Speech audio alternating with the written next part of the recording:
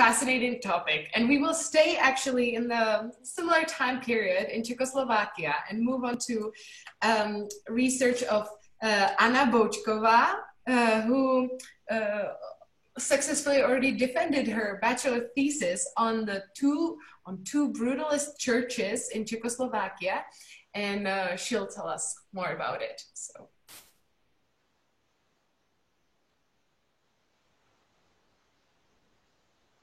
I'm sorry. I hope you can see the presentation now. Can you? Perfect. So I would like to introduce you my bachelor thesis, which was defended last year. I studied art history as well as Stepan, but my field of interest is modern architecture, especially modern church architecture. So that's why I will be talking about two brutalist churches built in Czechoslovakia between 1969 and 1971.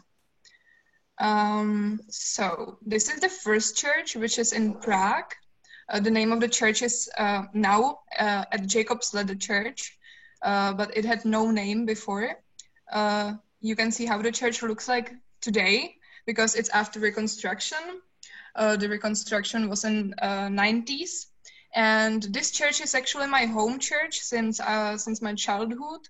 And when I started to study art history, I realized that it's really special in the way of architecture. I wanted to know more and found out that you can read anything about it because no one knows the building, no one knows anything about it. So after a quick research in archive, I discovered that the architect of the building is actually really famous Swiss architect who is totally unknown here in Czech Republic. And the second church is Church of St. Joseph in Senetářov. It's a really small traditional village in South Moravia. And this church is really famous and I think every art historian knows it. And I got the idea to compare my unknown church with this one. I noticed that both of these churches were built in the same time period. And I was wondering if there is more connections between them.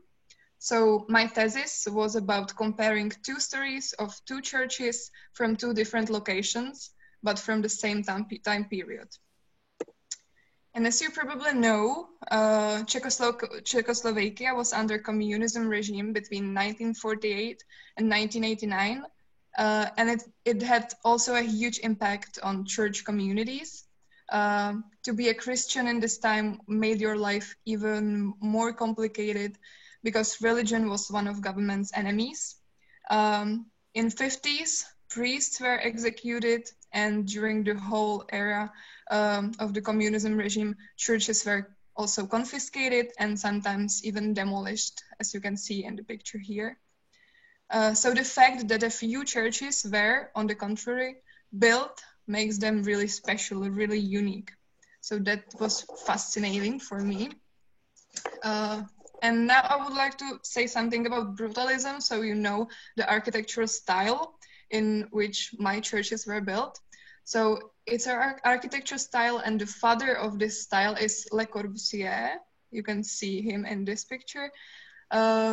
He's probably the most famous architect of 20th century.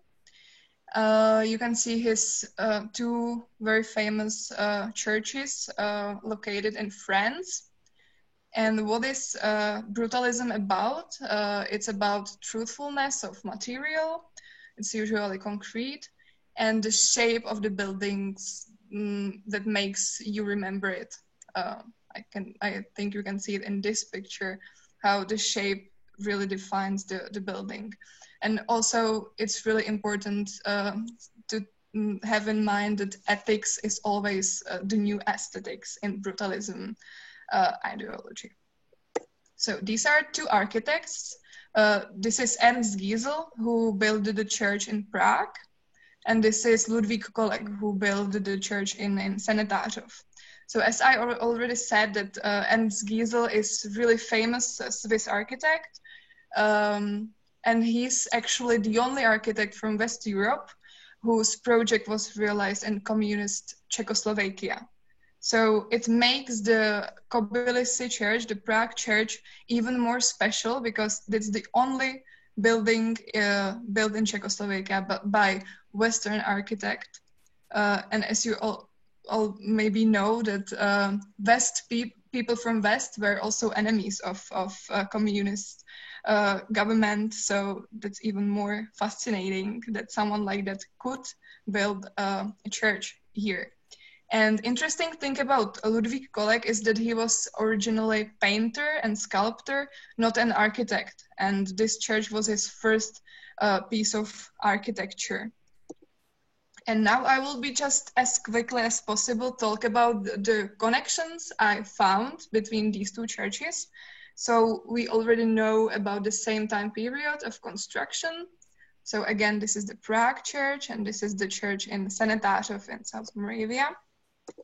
The second thing is that both of them were very modern and delimited against previous architecture forms of churches. So you can see how churches in 50s in this case and how churches in 30s in this case looked like in Czechoslovakia. And this is something completely different, something that is inspired in West Europe. The third thing is that these churches, as you could see, were not very ordinary. And one of them was built right in the capital city, and the second one was built in a traditional village where such a modern architecture really catches your eye. You can see buildings like this in that village. So what I want to say is that just to remind that we are still in communist era and era when churches needed to stay unseen, and these churches really were on ice, like in the capital city and somewhere where it is really like you can see from everywhere in Senetářov. Another common thing is that both communities raised money to build a church completely from public collections. Catholics from all over the Czechoslovakia contributed to the construction in Senetářov. And in Prague, it was even more fascinating because Christians from Western Europe and even from the US contributed to the constructions. So you can see flags of countries that contributed. And the church in Prague also has all the interior furniture completely imported from Switzerland, which is also absolutely unique in the context of Czechoslovak architecture during the communist era. As it is already probably clear, the people who built both churches had to help themselves. They didn't receive any support from government. In Senetářov and in Prague, in addition to the construction company, members of the church community also worked on the construction side with their own hands, so that the building was completed in the shortest possible time. So you can see photos from the construction site from Prague and also from Senetářov. So everyone who could helped. And it is also true for both churches that large opening festivities took place in them shortly after completion of the construction works. Thousands of people from the whole Republic attended the celebration in Senetářov, as you can see here. In Prague, the grand opening was smaller, but on the other hand, with the participation of dozens of foreign guests. And again, we are in communism era when even under normal circumstances you can't gather. So these two events form a really important point in Czechoslovak history. And the last and important common thing is that we can find a lot of similar architecture elements. For example, layout and shape of windows. You can see it here and here. Also the plaster type or the use of exposed concrete in the interior. And all these architectural solutions refer to the work of the already mentioned architect Le Corbusier, and are proof that both architects, Ludvík Kolek and also Ernst Giesel, had the same architecture style basis. So it was really interesting to study this topic, not only from the art history point of view, but also from the perspective of history of Czech Christians and the communist era. So that's all from me. Thank you for your attention. And Le Corbusier is waving from his Chandigarh building here. So I have to... Thank you so much for your presentation. Same question for everyone. Do you have any follow-up questions for Anna, for the author? Yes, Thea. What do you think of the modern renovation of the church in Prague? Yeah, it's quite controversial. I have to say that last week I got an email from Den Architectury, the Day of Architecture. That's an event here in Czech Republic that opens buildings for people, interesting buildings. And then they sent me an email that I cannot participate in the event with this church because the renovation is really bad. And then they don't want to support me to open this messed up building. I think the renovation was not a good idea in the way how they did it. It was in 90s and the church had a lot of problems because it also works as a flat for the priest, and there is also a lot of accommodation rooms for guests. So it has got a lot of functions, and it was really hard to do everything in the one small house. So they wanted to make it bigger, and they did it how they did it. Now it works really good, but it does not look so good, and I think it lost the value of the building. But there is still the first building by Ernst Giesel. You still can see that, and if you stay in front of the church, you can just do like this, and you still see the original building here. It could be much worse, but I think it still has got the quality of the original building. So for me, it's not the best way how to renovate such a historical building, but I think they just did not realize how important it is. I think they didn't even know how important Ernst Giesel was. So, yeah. Yeah, I just want to say that I would never even guess it's a church from outside. That was also why he did it like this, because he knew that people should not recognize it as a church, because they wanted to stay like stay safe. Interesting. And can I ask one quick question? It's not relevant to this church and this study, but you probably have a good answer.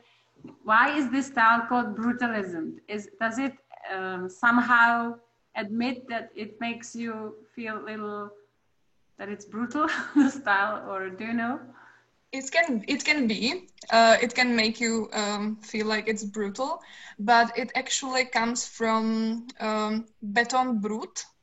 I cannot speak French, but it's something like that. That the concrete there's something brutal in the concrete, but not in the way that it is brutal to people, but it looks brutal. It's like, yeah. Mm-hmm. Yeah, brut or brut in French, it means like raw. So yeah. Okay. Right. It is raw. Yeah. True. And you want to look at it like it is raw. Fascinating. Anyone else? You have questions? Okay, I might have one last wrap-up question. Aničko, so did you find about any possible influences in between these two churches when they were built, or inspiration, or they both obviously found inspiration in Corbusier and in the style, but the same style, but were they in contact? Were they talking to each other when building it at the same time? There is no direct connection. I know that people in Cmentářov didn't know about people in Prague. What are they building? But I know that people in Prague knew about Cmentářov, and then they even organized a trip for the community. They saw the church, but nothing direct. They just had the same influence from the West Europe, but there is nothing more between it. That's super interesting, I think, because they were really built at the same time, and it was some like they've got almost the same story, but they didn't know about each other. Very interesting. Okay, well, thank you for sharing this research topic, your research topic with us.